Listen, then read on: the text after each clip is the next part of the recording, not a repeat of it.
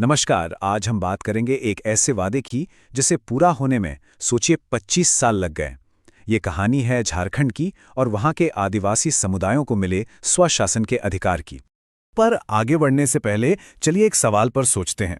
जरा कल्पना कीजिए, क्या हो अगर एक गांव के भविष्य का, उसके विकास का, उसकी जमीन और जंगल से जुड़े हर फैसले का अधिकार किसी बाहरी अधिकारी के पास ना होकर खुद उस गांव के लोगों के हाथों में हो। हाँ, तो इसी सवाल का जवाब ना एक बहुत ही खास कानून में है। तो चलिए सबसे पहले इसी कानून को समझते हैं कि आखिर ये है क्या। ये कानून है पैसा एक्ट 1996। अब इसका पूरा नाम है पंचायत अनुसूचित क्षेत्रों पर विस्तार अधिनियम। आसान भाषा में अगर समझें तो ये एक नेशनल लॉ है, एक राष्ट्रीय कानून जिसे खास तौर पर आदिवासी क्षेत्रों के लिए बनाया गया है। इसका काम है ग्राम सभाओं को, मतलब कह लीजिए गांव की अपनी संसद को मजबूत बनाना और स्वशासन की गारंटी देना। लेकिन देखिए, इस कानून का मकसद सिर्फ पंचायतों का दायरा बढ़ाना नहीं था। नहीं, इसका असली जो कोर पर्पस था वो था ग्राम सभा को असली पावर देना। मतलब जल, जंगल, जमीन पर स्थानीय लोगों के अधिकारों की रक्षा करना, उनके पारंपरिक रीति रिवाजों को बचाए रखना और सही मायनों में लोकतंत्र को गांव-गांव तक पहुंचाना। कानून तो देश में बन गया था, लेकिन झारखंड के लिए ये एक बहुत बहुत लंबा इंतजार साबित हुआ। मतलब एक ऐसा कानून जो कागजों पर तो मौजूद था, पर जमीन पर उसका कोई वजूद ही नहीं था। जरा इस टाइमलाइन को देखिए, इससे पूरी कहानी साफ हो जाएगी।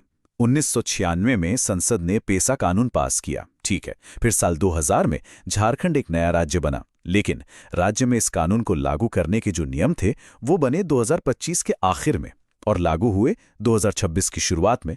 सोचिए, पूरे 25 साल का गैप। तो सवाल उठता है कि इतनी देर क्यों हुई? देखिए, वजह यही थी, कोई भी नेशनल लॉ मतलब राष्ट्रीय कानून तब तक किसी राज्य में लागू नहीं हो सकता जब तक वो राज्य खुद अपने नियम ना बना ले।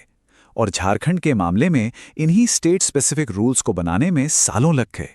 इन नियमों के बिना पेसा एक्ट झारखंड में सिर्फ नाम का कानून था, बिल्कुल बेअसर।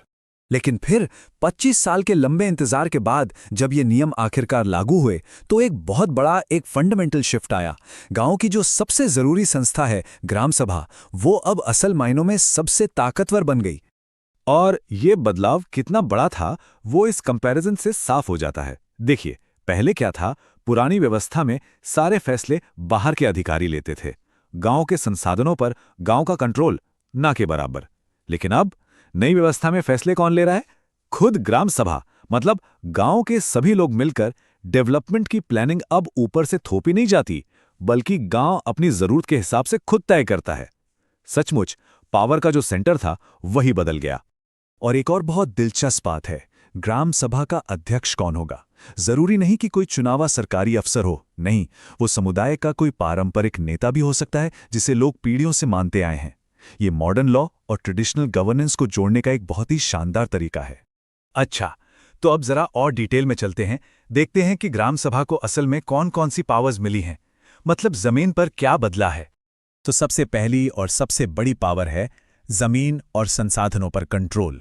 इसका मतलब है कि अब किसी भी प्रोजेक्ट के लिए सरकार हो या कोई कंपनी, अगर उसे गांव की जमीन चाहिए तो ग्राम सभा की इजाजत मैंडेटरी है, उसके बिना कुछ नहीं हो सकता। इतना ही नहीं, जंगल से मिलने वाली छोटी मोटी चीजें जैसे महुआ, तेंदुपत्ता, शहद, इन सब पर भी अब ग्राम सभा का ही हक होगा। और तो और रेत जैसे छोटे खनिजों की माइनिंग के लिए भी ग्राम सभा से सलाह मशवरा करना ही पड़ेगा।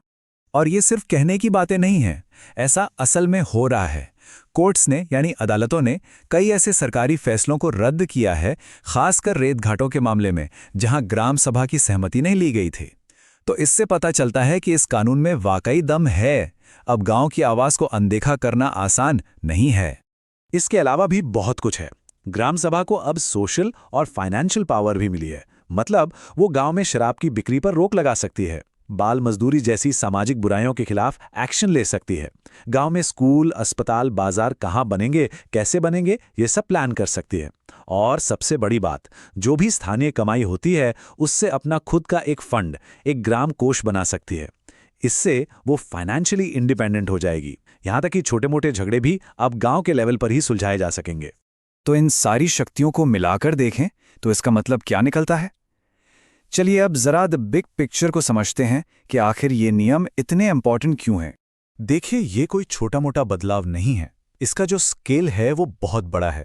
अंदाजा लगाइए झारखंड के कितने गांवों पर इसका असर होगा। 1000, 5000 नहीं, पूरे 16,022 गांव। इन सभी गांवों में अब ये नियम लागू हैं। मतलब ये बदलाव कितने बड़े पैमाने पर हो रहा है, ये नंबर ही बता देता है।